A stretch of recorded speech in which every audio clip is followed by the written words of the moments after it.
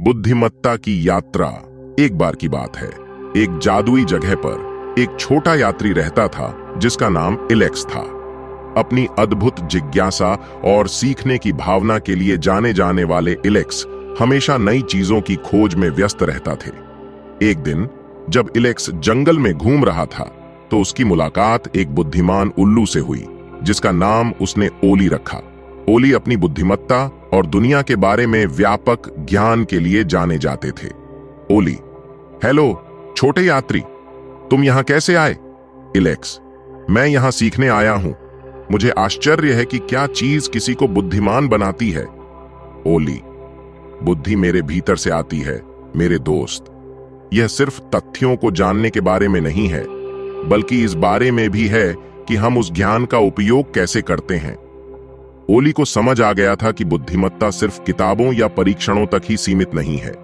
इसमें समस्याओं को हल करना, गंभीरता से सोचना, भावनाओं को समझना और दूसरों के साथ अच्छा व्यवहार करना भी शामिल है। ओली: मैं तुम्हें दिखाता हूं कि इस जंगल में हर प्राणी अलग अलग तरीकों से बुद्धिमत्ता प्रदर्शित करता है। जब इलेक्स ने जंगल का निवास स्थान देखा तो उसे एहसास हुआ कि बुद्धिमत्ता उसके चारों ओर थी। प्रत्येक प्राणी अपनी प्रतिभा का अपने ढंग से उपयोग करके जीवन यापन करता है।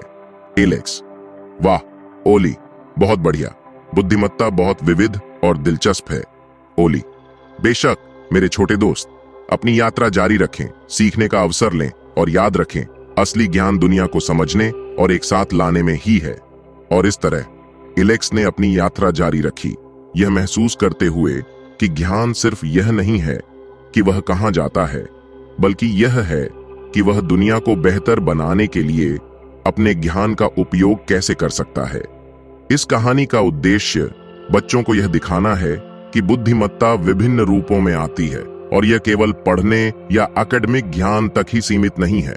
इसमें दूरदर्शिता लाने, समस्याओं का समाधान खोजने, विचार करने, भावनाओं को समझने और हमारे आसपास की दुनिया को महत्व देने का महत्व है।